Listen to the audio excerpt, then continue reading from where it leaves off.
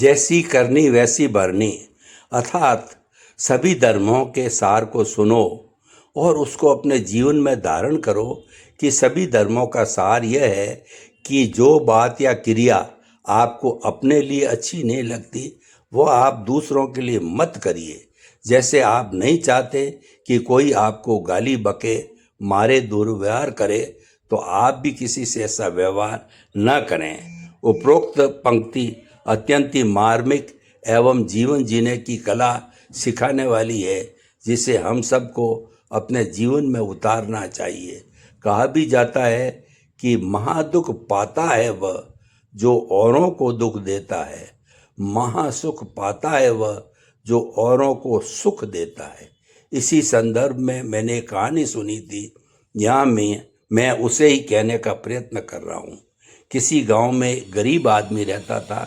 एक दिन उसे जोरों की भूख लगी तो वह गांव में घरों की ओर चल दिया। एक घर के दरवाजे पर पहुंचकर उसने आवाज़ लगाई, कोई भूखे को रोटी दे दो। उसकी करुणामयी आवाज़ सुनकर अंदर से एक आदमी निकला और बोला, देख भाई, मैं एक कवि हूँ। कविता गढ़ना और काव्य पाठ सुनाना ही मेरा काम है, अतः मैं तुम्हें भी एक कविता सुना देता हूँ। यह सुनकर वह बोला, हे काव्य शिरोमणि, कविता भी तभी अच्छी लगती है जब पेट में कुछ हो। कहा भी जाता है कि भूखे पेट भजन नहीं होए। अतः आप तो पहले मुझे रूखी सूखी ही सही, लेकिन 2 रोटी दे दो। लेकिन कवि कहाँ सुनने वाला था, वह तो लगा अपनी प्रतिभा का प्रदर्शन करने लगा काव्य पाठ। वो आदमी अपने पेट को मलता हुआ आगे बढ़ गया। उसे जाते देखकर कवि महोदय मन ही मन बड़बड़ाए, देखो तो सही कितना बुरा जमाना आ गया है। भिखारी में भी इतनी अक्कड़ है। मैं दूसरे को 1000 रुपये लेकर कविता सुनाता हूँ। इसे फ्री फंड में सुना रहा था तो भी उसने नहीं सुनी। मुझे लगता है ये कोई मूर्ख है, वरना हजारों रुपए की कविता छोड़कर 2 आने की रोटी नहीं मांगता। तत्पश्चात वह गरीब आदमी दूसरे दरवाजे पर पहुंचा। यह एक वैद्य जी का घर था। उसकी फरियाद सुनकर वैद्य जी बोले, देखो भाई साहब, मैं तो वैद्य हूँ, मेरा काम दवाई देना है। लो एक काम करो, एक खुराक दवाई तुम भी ले लो।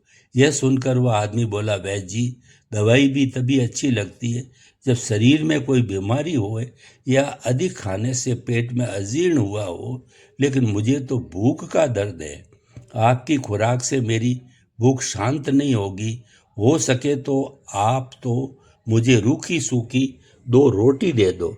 वैद्य जी बोले, अरे पगले, एक रोगी को देखने मात्र की फीस 500 रुपये ले लेता हूँ, हजारों की दवाई अलग से देता हूँ। तुझे भिखारी समझकर मैं मुफ्त में दवाई दे रहा हूँ, इसलिए तू मेरी और मेरी दवाई की कीमत नहीं जान रहा है। वह दीनहीन गरीब आदमी अपने चिपके हुए पेट को मलते हुए आगे बढ़ गया। संयोगवश तीसरा घर एक चित्रकार का था। उसने उसके दरवाजे पर जाकर यही याचना की। चित्रकार बाहर आकर बोला, देख भाई, मैं एक चित्रकार हूँ। अच्छे अच्छे ऐतिहासिक चित्र बनाना मेरा काम है। बड़े बड़े मंत्री, मुख्यमंत्री, प्रधानमंत्री और राष्ट्रपति तक मेरे चित्रों को प्रवेश शुल्क देकर देखने आते हैं। अतः तू एक काम कर, मेरे सारे चित्र मुफ्त में ही देख ले। यह सुनकर वह बोला, हे चित्रकारों के सरताज, चित्र देखना तभी अच्छा लगता है जब पेट में चूहे ना दौड़ रहे हों। अगर आप इन लाखों के चित्रों को दिखाने की बजाय मुझे रूखी सूखी रोटी भी दे दो तो मुझ पर महान उपकार हो जाए। यह सुनकर चित्रकार महाशय बोले, तू तो मूर्ख है, और यह कहकर उसने अपने घर का दरवाजा बंद कर दिया। असहाय सा वो गरीब आदमी पेट मलता हुआ इधर उधर देखने लगा। अभी तक वो 3 दरवाजों पर दस्तक दे चुका था। तीनों पर उसे सिवाय अपमान और हंसी के और कुछ नहीं मिला था। उसकी मदद करने की बात तो दूर रही, अपितु लोगों ने उसकी खिल्ली उड़ाई थी। दयालु मनुष्यों के स्थान पर पत्थर दिल मूर्तियों के दर्शन हुए थे। अतः वह बहुत निराश हो गया और मन ही मन सोचने लगा कि ये सारा गांव ही राक्षसों का है। अतः इनसे दया धर्म की आशा करना निरर्थक है। यह सोचकर वह किसी दूसरे गांव में जाने की सोचने लगा। संयोगवश वहाँ वह खड़ा था। उसके ठीक सामने एक पहलवान का घर था। पहलवान घर की छत पर खड़ा खड़ा यह तमाशा देख रहा था। उसे अपने तीनों पड़ोसियों की कवि, वैद्य और चित्रकार पर बहुत ही गुस्सा आ रहा था, लेकिन उस समय वह चुप हो गया। उसने उस गरीब आदमी को बुलाया, भरपेट भोजन कराया और कुछ भोजन सामग्री अलग से भी देकर खुशी खुशी विदा किया। तत्पश्चात वो मन ही मन सोचने लगा कि इन तीनों को सबक सिखाना चाहिए, ताकि ये दोबारा किसी गरीब का मजाक न उड़ा सके, और मन ही मन एक योजना बना ली। अगले दिन पहलवान ने अपने तीनों पड़ोसियों को भोजन के लिए निमंत्रण पत्र भेजा। निमंत्रण पत्र पाकर तीनों अति प्रसन्न हो गए और यथा समय पहुंच गए पहलवान के घर। पहलवान ने उन्हें स्नेहपूर्वक आसन ग्रहण करने को कहा। जैसे ही वे तीनों आसन पर विराजमान हुए, उनके सामने परोसी हुई थालियां आ गई। थालियों थालपोशों रुमालों से ढकी हुई थी।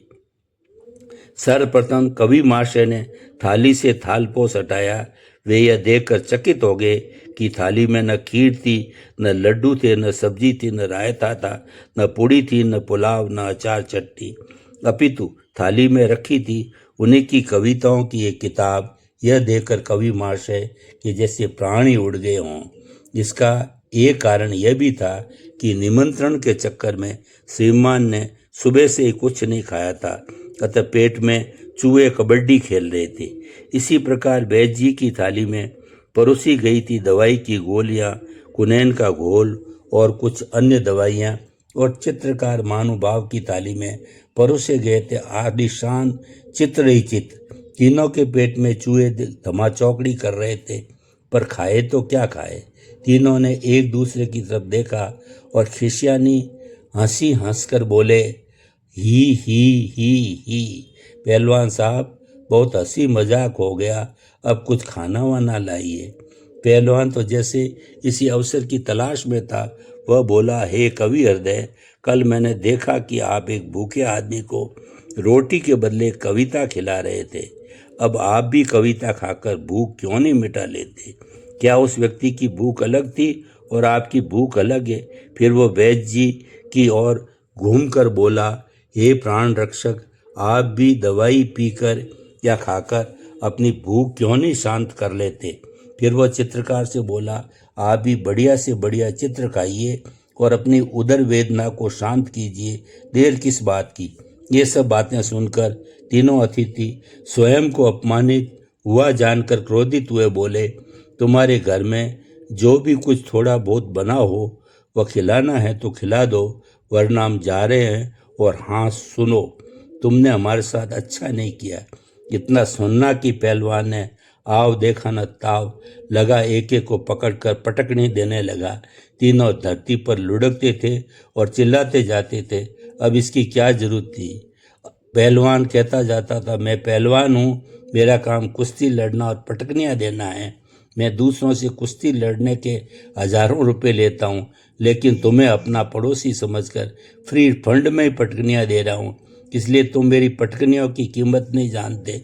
लगता है तुम तीनों माँ मूर्ख हो। हजारों रुपए की पटकनियाँ छोड़कर 10-20 रुपए का भोजन मांग रहे हो। पहलवान के शिष्य पीछे खड़े यह सब तमाशा देखकर हंसते हंसते लोटपोट हो रहे थे। अब अच्छी खासी पटकनियाँ खा ली तो तीनों को कुछ होश आया और अपनी गलती का एहसास भी हो गया। तीनों कहने लगे, हमसे बहुत बड़ी भूल हो गई। हमने दूसरे के दुख को अपने दुख जैसा नहीं समझा। हमने अपने और पराये में भेद समझा।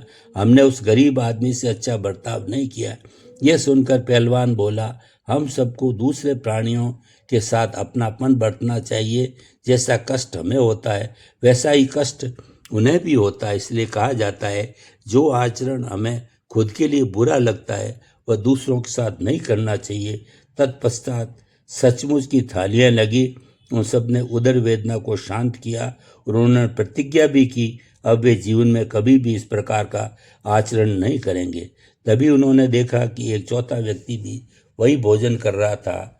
यह वही आदमी था जो कल रोटी मांग रहा था। उसे देखकर कवि बोला, अब तक मैं सपनों की कविता लिखता था, आज से मैं प्राणी मात्र की हितैषी कहानियां लिखूंगा। वैजी बोले, आज से मैं गरीबों का निःशुल्क उपचार करूंगा। चित्रकार बोला, आज से मैं अपनी कमाई का 10वां भाग गरीबों को दान दिया करूंगा।